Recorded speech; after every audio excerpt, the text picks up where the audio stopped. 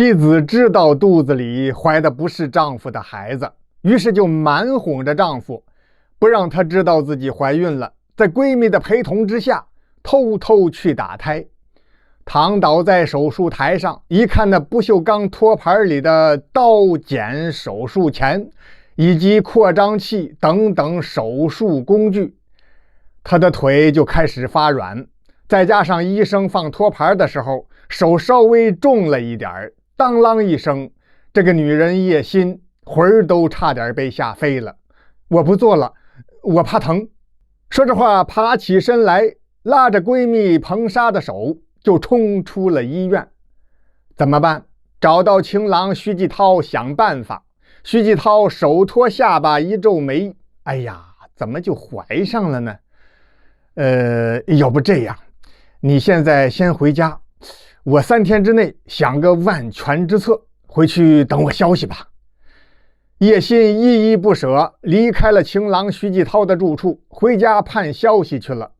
3天之后再找徐继涛，手机成了空号，家也搬了，人间蒸发一样，他不见了。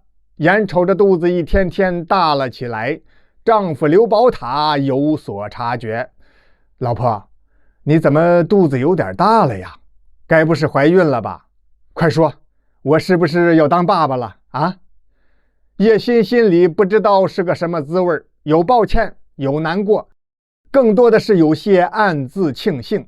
看来丈夫刘宝塔对我没有产生怀疑。已经4个月了，我是想给你一个惊喜。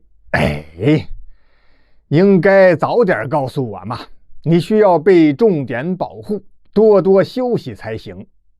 刘宝塔马上找到叶心的老板，替妻子请了长假，让他不要再工作了，专心养胎。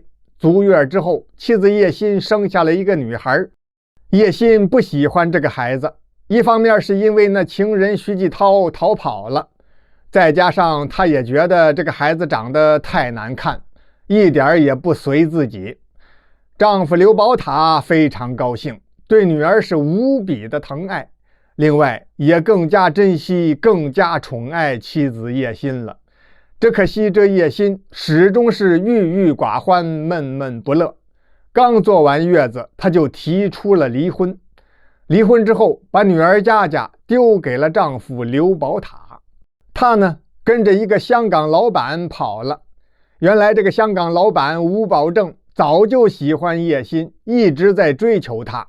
当时叶心因为有徐继涛，就始终没有答应香港老板吴保正。现在呢，叶心算是想开了，她要嫁给吴保正，到香港去过有钱人的生活。离了婚，老婆跟着香港老板跑了，刘宝塔心情十分沮丧。不过好在有可爱的女儿在身边，他对未来依然是充满了希望。现实也容不得刘宝塔过多的悲伤，女儿没有妈妈给喂奶，冲奶粉，这孩子又死活不肯喝。万般无奈的刘宝塔抱着女儿天天出去打听，看哪里有正在哺乳期的妇女，找到之后便厚着脸皮求人家给喂一喂自己的女儿小佳佳。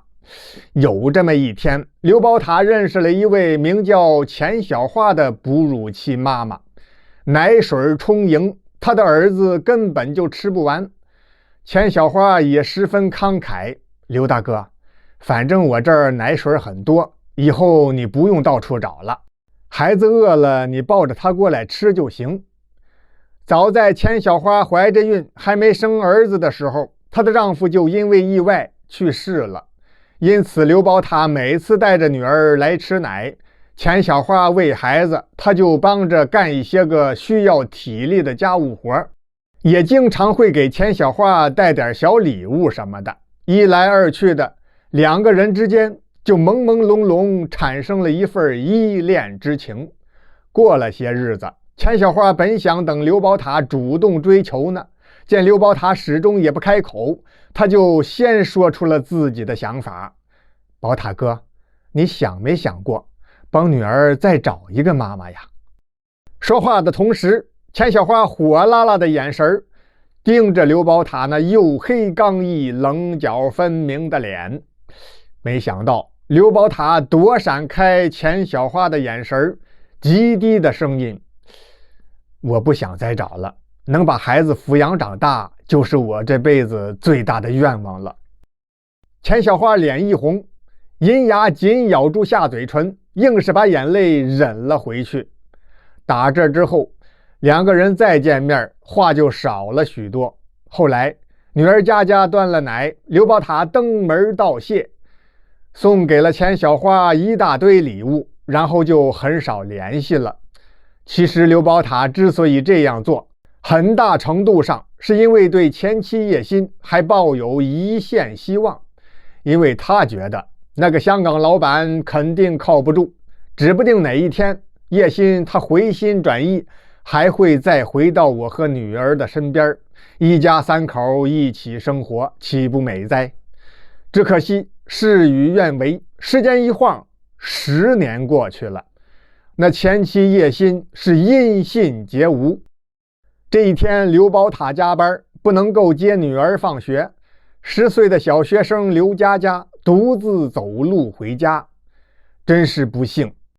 一个醉酒的司机把小佳佳撞成重伤，孩子被送进医院抢救。医院的血快用光了，刘宝塔撸起袖子要给女儿输血，结果一测血型，女儿佳佳的血型跟他刘宝塔不一样。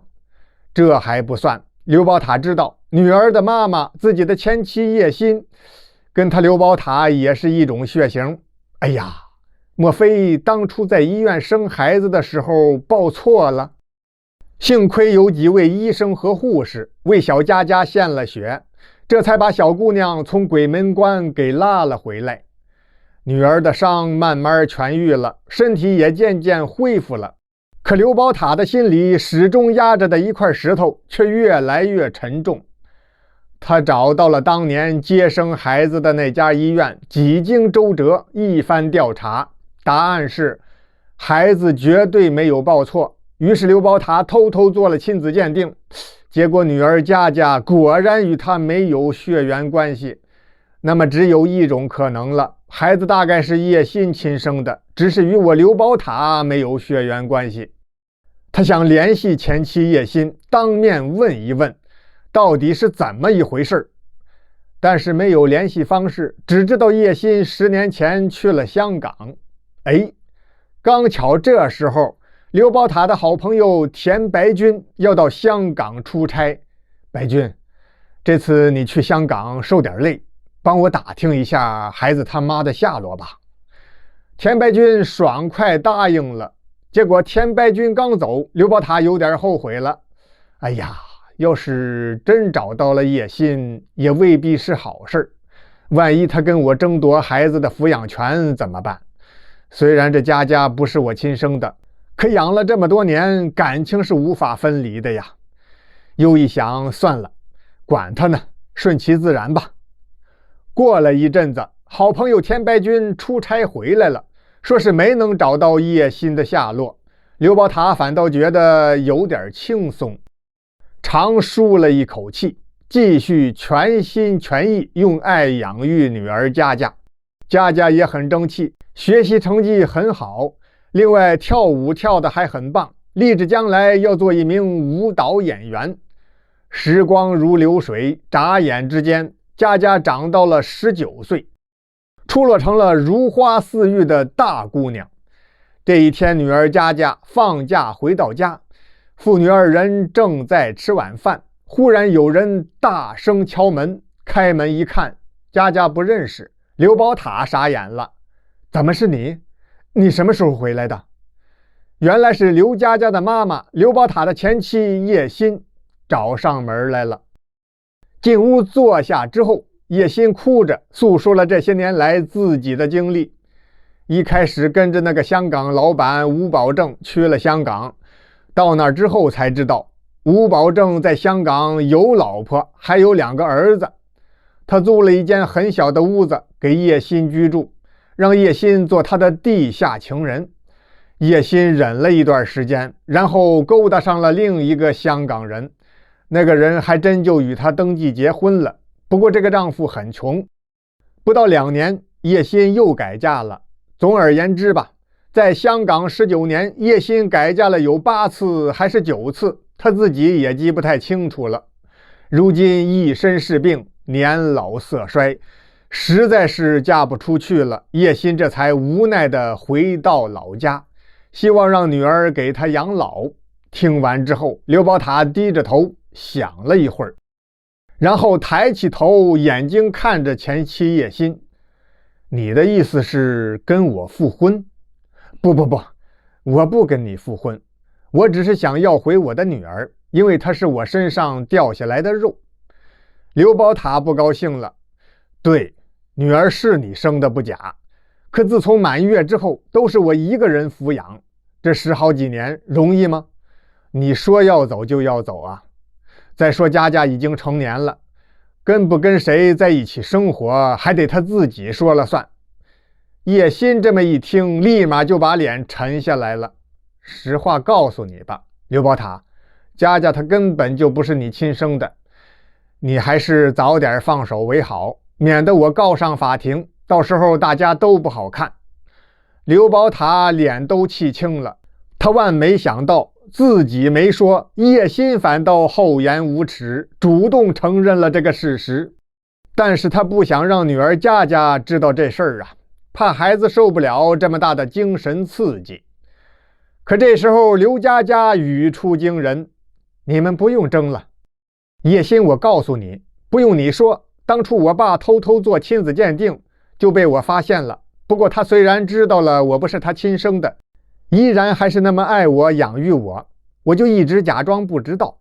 现在你居然有脸来抢夺我，拿我当什么了？一件物品吗？哼，你根本就不配做母亲。走吧。”“女儿啊，妈有妈的苦衷，你要理解妈妈。再说了。”说着话，叶欣用手一指刘宝塔：“万一他要是给你找个后妈，你可就要倒霉了呀！”“哼，怎么可能？我爸10几年了都没有再找，我还巴不得能有人陪陪他呢。再过2年，他要是还不再娶的话，我就嫁给他，反正我俩没有血缘关系，结婚也完全合法。”叶欣被佳佳这一番话给噎了个哑口无言，无奈的愤愤然离开了。临走时丢下话说他要自杀。第2天刘宝塔不放心，怕叶欣想不开，万一真要是寻了短见就不好了，于是拉着女儿佳佳一同找到了前妻叶欣的住处。一看，叶欣正在吃烧鸡喝啤酒呢，醉醺醺站起身要让刘宝塔出去，把女儿佳佳给他留下。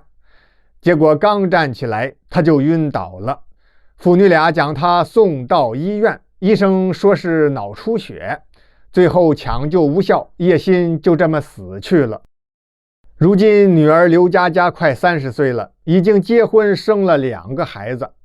刘宝塔有外孙子和外孙女围绕在身边，女儿女婿也都很孝顺，一家几口是幸福欢乐。